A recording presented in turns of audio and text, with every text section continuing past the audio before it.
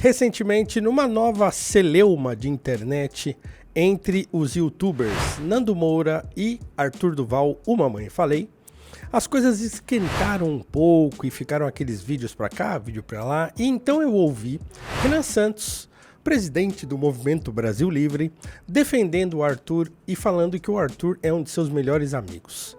Então, eu pensei enquanto via esse vídeo, como nasce uma amizade? O que é um amigo? Quem é o seu amigo? É sobre isso que falaremos no vídeo de hoje.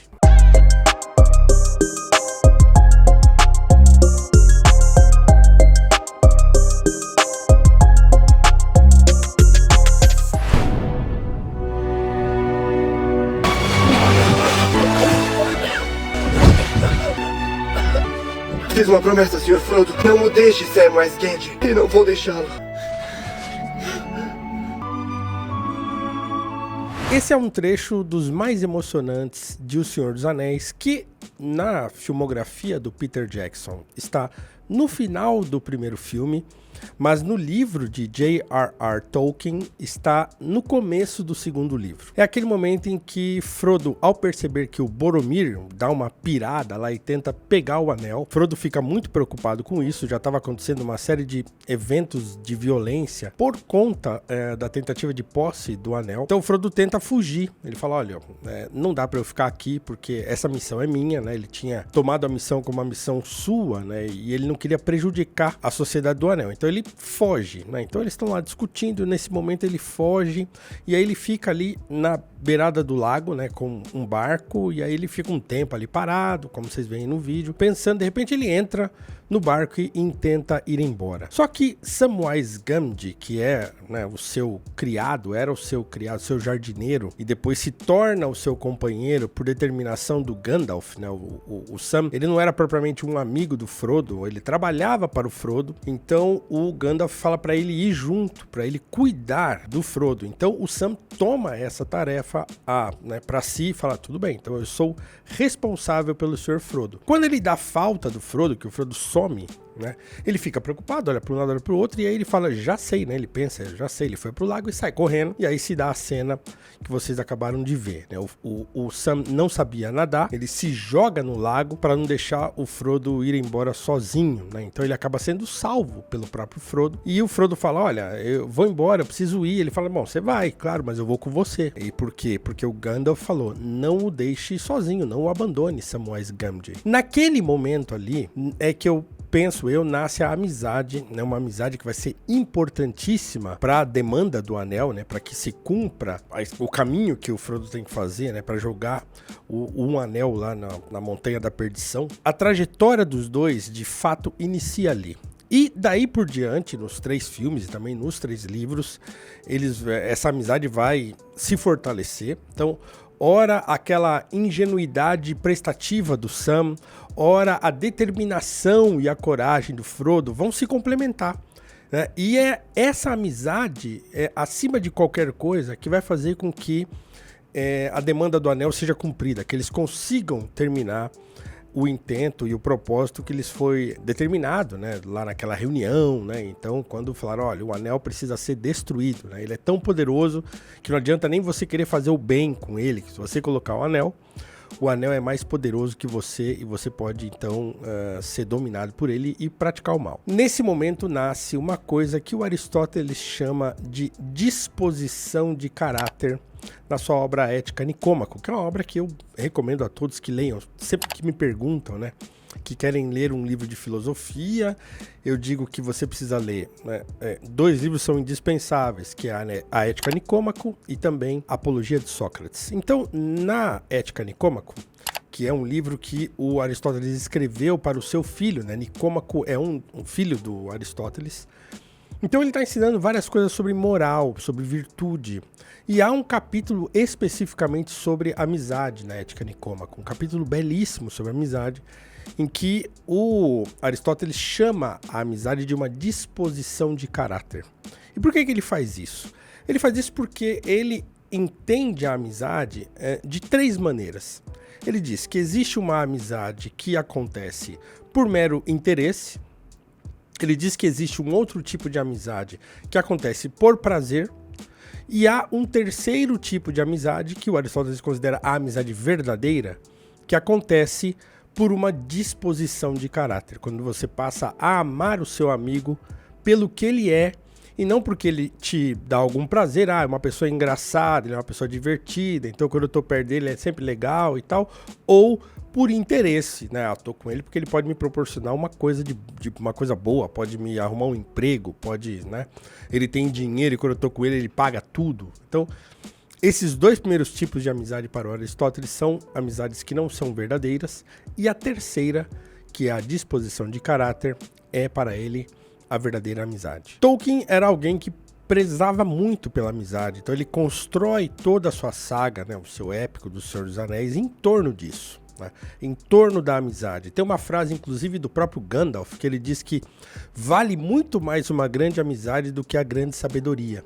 Então ele fala assim, vale muito mais a amizade dos hobbits do que uma grande sabedoria. Então ele conta com essa amizade. E é essa amizade que vai fazer com que, como eu falei, a demanda do anel se cumpra. Então o Tolkien, ele tinha a amizade, né, em grande conta, ele tinha um grande apreço pela amizade e por seus amigos. Não é à toa que ele foi, né, um dos grandes amigos, provavelmente o melhor amigo, de ninguém menos que C.S. Lewis. C.S. Lewis é o autor das Crônicas de Nárnia. Os dois se conheceram em Oxford e se tornaram grandes e melhores amigos. Eles tinham lá um grupo de amigos que, você que está me assistindo talvez já tenha ouvido falar, já conheça, que eram os Inklings, que eles se reuniam num pub lá, né, The Eagle and Child, lá em Oxford, ou na casa do Lewis, às quintas-feiras pela manhã. E eles ficavam conversando sobre literatura, conversando sobre os assuntos que lhes interessavam. E, curiosamente, o Tolkien vai dizer em cartas dele que ele nunca teria terminado O Senhor dos Anéis se não fosse o Lewis. Porque o Lewis era um apaixonado por esse tipo de literatura, ele era apaixonado por mitologia, era apaixonado por fantasia, e o Tolkien também. Só que os outros amigos não eram tão apaixonados assim. Inclusive um deles, né, um grande filósofo, Hugo Dyson, ele reclamava quando Tolkien começava a ler trechos do Senhor dos Anéis que ele estava escrevendo, o Dyson começava a reclamar, lá vem você com essa história de elfo de novo, e então começava a reclamar, enquanto o Lewis ficava radiante, querendo mais, então ele falava, eu nunca teria terminado O Senhor dos Anéis se não fosse o incentivo do Lewis. Ele fala, por muito tempo ele foi o meu único público, foi a única pessoa que me ouviu, a única pessoa que ouviu as minhas histórias. Por outro lado, né, como as coisas quase nunca são simétricas assim, o Tolkien não gostava da literatura do Lewis, porque ele dizia que era excessivamente alegórica. O Lewis se defende disso, mas enfim. Ele não gostava das Crônicas de Nárnia, apesar de ter gostado do Grande Divórcio, que é um dos livros do Lewis, ter gostado também da trilogia cósmica, a trilogia de ficção científica, né, que é, inclusive, foi tema da minha dissertação de mestrado. Mas ele não gostava das Crônicas de Nárnia por suas alusões a histórias bíblicas, a Jesus e tal, a Cristo, então ele não gostava. Mas, enfim, os dois preservaram a sua amizade por longos anos, acho que mais de 30 anos, até que aí o Lewis uma hora começa a se aproximar de um outro pensador que fazia parte dos Inklings, que era o Charles Williams, e também o Lewis começa a se relacionar com a Joy Davidman, que é a mulher com quem ele se casa, já adulto, e depois ela acaba morrendo logo, assim, né? Com 3 anos que eles ficaram juntos, ela pegou um câncer fulminante, e aí morreu. Então, nesse momento, eles se afastaram um pouco, mas a amizade deles durou até a morte do Lewis, né? O Lewis morre, o Tolkien ainda vive por um tempo. Mas essa amizade dos dois, ela é traduzida na sua literatura. Então, quando você lê O Senhor dos Anéis, quando a gente lê as Crônicas de Nárnia, é fácil encontrar ali uma grande valorização da amizade. Uma grande valorização da amizade como aquilo que o Aristóteles chama de disposição de caráter. Então, quem é o seu amigo, né? O seu amigo, como diz o C.S. Lewis, né, na sua obra Os Quatro Amores, né, ele fala que existem 4 amores, que é a afeição, que é a amizade, que é o eros, né, que é o amor de atração carnal, né, e que é o ágape, que é um tipo de amor divinizado, né, ou um amor desinteressado, que é parecido com essa disposição de caráter de que fala o Aristóteles. Então, quando o Lewis está falando sobre a amizade, ele tem um trecho muito interessante que eu queria ler para você aqui como um adendo a essa descrição de como surge e como se consolida uma amizade. Abre aspas aqui para C.S. Lewis. Ninguém nos conhece tão bem quanto nosso camarada. Cada passo da jornada em comum é um teste de sua fibra. E nós compreendemos perfeitamente esses testes, porque nós também estamos passando por eles. Assim, cada vez que ele é provado, nossa confiança, respeito e admiração crescem como um amor apreciativo de um tipo singularmente sólido e bem informado. Numa amizade perfeita, esse amor apreciativo é muitas vezes, na minha opinião, tão grande e tão solidamente alicerçado que cada membro do círculo se sente, em seu íntimo, humilde diante dos demais. Às vezes, ele se pergunta o que está fazendo ali, entre pessoas melhores que ele. Estar na companhia deles é uma sorte que não merece, especialmente quando o grupo inteiro está junto, cada um despertando tudo o que há de melhor, de mais sábio ou mais engraçado em todos os outros. São aquelas reuniões especiais quando 4 ou 5 de nós nos reunimos na estalagem depois de um dia cansativo, quando calçamos as nossas pantufas, estendemos os pés na direção do fogo, cada um com sua bebida no braço da poltrona, quando o mundo inteiro e algo além do mundo se abre para nossas mentes enquanto conversamos. É quando ninguém tem nada para exigir ou cobrar de ninguém, mas estamos todos livres e iguais, como se tivéssemos nos conhecido há 1 hora e, ao mesmo tempo, uma afeição amadurecida pelos anos nos envolve. É o melhor presente que a vida natural, tem para nos dar. Quem poderia merecê-lo?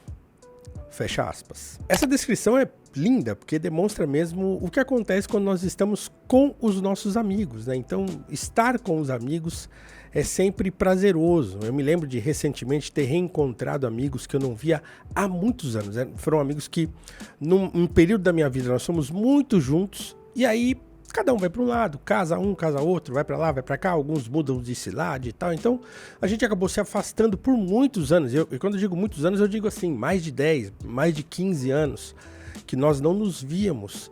E aí, de repente, a gente conseguiu se reunir, né, e marcar um dia, um churrasco, e a gente se encontrou.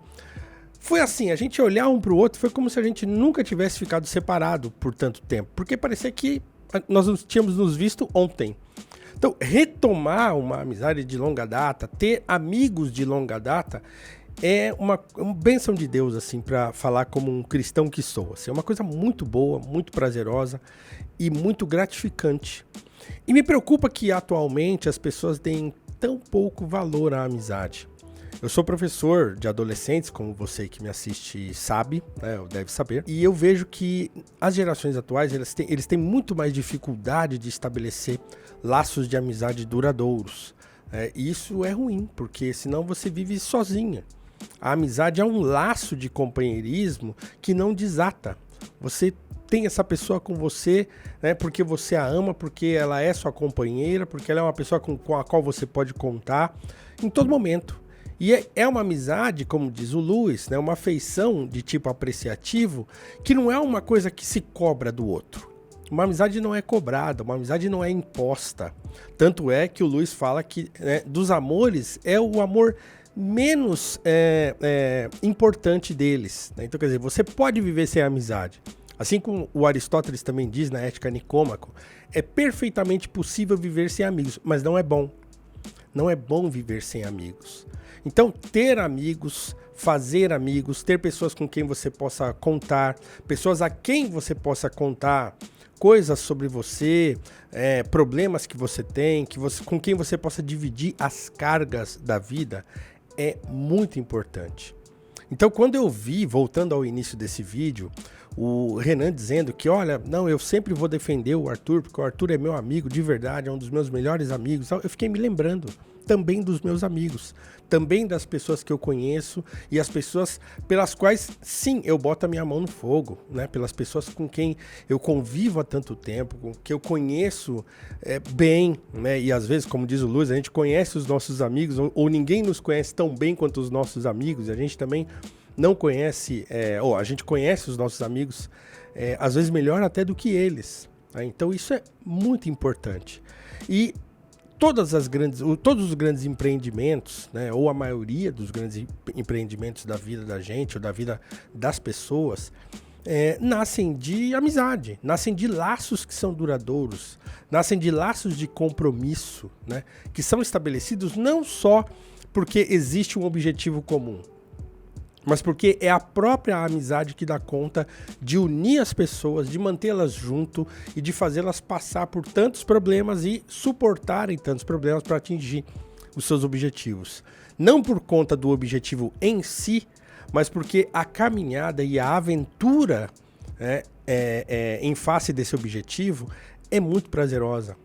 Né? Então, é muito bom ter amigos. Se você não os tem, né, então você precisa se preocupar em conquistá-los, fazê-los, né, produzir boas amizades. Né? Se você os tem, você é um felizardo. Né? Você é um felizardo, como eu vi o Renan falando do Arthur, e provavelmente o Arthur falaria sobre o Renan, e você provavelmente que está me assistindo pode falar a respeito de amigos que você tem e que você gosta.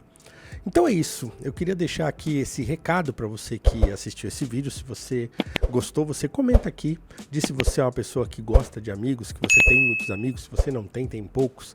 Comenta aqui, não esquece de curtir, de compartilhar esse vídeo, não esquece de assistir os outros programas que nós temos aqui no canal da Valete. E a gente se encontra no próximo vídeo. Um abraço e até mais.